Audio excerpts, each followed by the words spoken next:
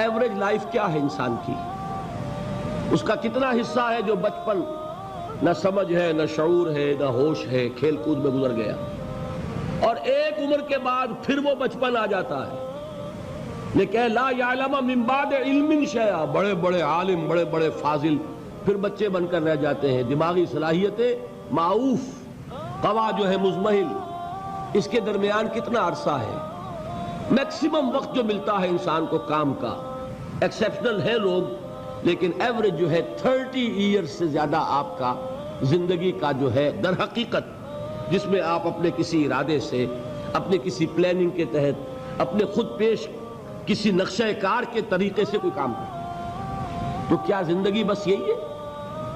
کیا کریشن کا کلائمیکس جو ہے ذہن مانتا ہے کہ یہ پوری کائنات اس کی وسعت کا اندازہ کرے اور اس کا کلائمیکس انسان اور اس کی حقیقت یہ؟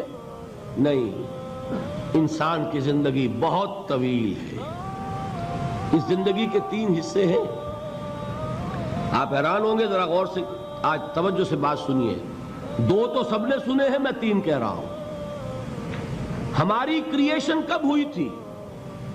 ازل میں، جب روحوں کی شکل میں ہمیں پیدا کر دیا گیا تھا، جن سے اللہ تعالیٰ کا وہ مکالمہ ہوا تھا، الستو بربکم قالوا بلی، میں بھی تھا، آپ بھی تھے، ہر شخص نے اللہ سے معاہدہ کیا تھا، الستو بربکم قالوا بلی، کیوں نہیں، شہیدنا، ہم گواہ ہیں، اے اللہ تو ہی ہمارا رب ہے، ہمارا مالک ہے۔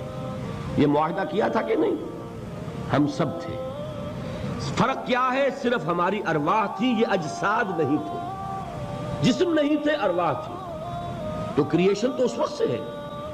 ایک زندگی ہماری وہ ہے جو ہم بتا آئے، ایک زندگی یہ ہے کہ ایک جسم کے ساتھ، وہ جسم جو زمین سے بن رہا ہے، پیدا ہو رہا ہے، زمین کی غذا سے پل رہا ہے، اس کے ساتھ اس روح کو شامل کر دیا گیا، یہ ہماری حیات دنیاوی ہے۔ اس کے بعد وقت آئے گا، جسم واپس چلا جائے گا جہاں سے آیا تھا، منہا خلقناکم وفیہا نعیدکم ومنہا نخرجکم تارۃ اخری، اسی میں سے ہم نے تمہیں بنایا تھا، اسی میں لے جائیں گے، اسی میں سے پھر قیامت میں اٹھا کھڑا کریں گے۔ لیکن کیا روح بھی دفن ہو جاتی ہے؟ نہیں، تمہاری اصل حقیقت وہ اس وقت لوٹتی ہے وہاں جہاں سے وہ آئی تھی۔ یہ مفہوم ہے انا للہ و انا الیہ راجعون، ہماری ارواح وہاں سے آئی تھی، وہیں لوٹ جائیں گی۔ ہمارا جسم زمین سے آیا تھا، زمین میں لوٹ جائے گا۔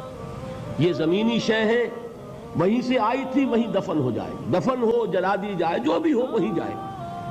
چیلے کھا جائیں گے پارسی کی لاش کو، تو چیلے بھی تو پھر مٹی بن کر مٹی میں مل جائیں گی۔ بہرحال یہیں سے تم آئے، یہیں جاؤ گے۔ لیکن ہم در حقیقت جس شے سے عبارت ہے وہ ہمارا جسم نہیں ہے، بلکہ وہ ہے ہماری روح۔ وہ روح جو ہے وہ تو اس وقت سے ہے، الستو بربکم جب ہم نے کہا تھا، اس کے بعد ہمیں یہاں بھیجا گیا اس جسم کے ساتھ، اور وہ روح واپس جائے گی۔ انا للہ و انا الیہ راجعون۔ اب اس کو آپ نے سمجھا؟ انسانی زندگی کا یہ تصور ہے جسے ہم تسلیم کرتے ہیں۔ بدقسمتی جیسا کہ میں نے عرض کیا، پہلے حصے کو اکثر و بیشتر کوئی جانتا نہیں، ذکر کرتا ہی نہیں۔ 2 حصوں کو تو مسلمان نہ مانے گا تو وہ مسلمان ہی نہیں۔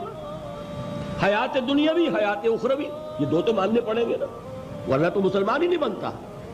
بہرحال اگر یہ زندگی اتنی طویل ہے تو یہ درمیان میں جو موت کا وقفہ ڈالا، کیوں ڈالا؟ موت ایک زندگی کا وقفہ ہے، یعنی آگے بڑھیں گے دم لے کر، کیوں ڈالا؟ اس لیے کہ ایک حصہ تمہاری زندگی کا ایک امتحانی وقفہ بنا دیا جائے۔ خلق الموت والحیات لیبلوکم ایکم احسن عملا، موت اور زندگی کا یہ معاملہ اس لیے پیدا کیا تاکہ تمہیں جانچے، پرکھے، آزمائے کہ کون ہے تم میں سے اچھے عمل کرنے والے۔ یہ ایک امتحانی وقفہ ہے۔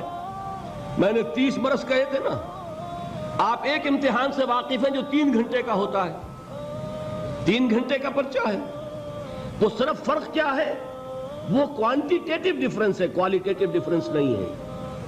3 گھنٹے کا پرچہ اور 30 برس کا پرچہ ہے جو میں اور آپ لکھ رہے ہیں، اپنے اعمال سے، اپنے افعال سے، اپنے اقوال سے، اپنی ساری سعی و جہد سے 30 برس کا ایک پرچہ ہے جو ہم دے رہے ہیں۔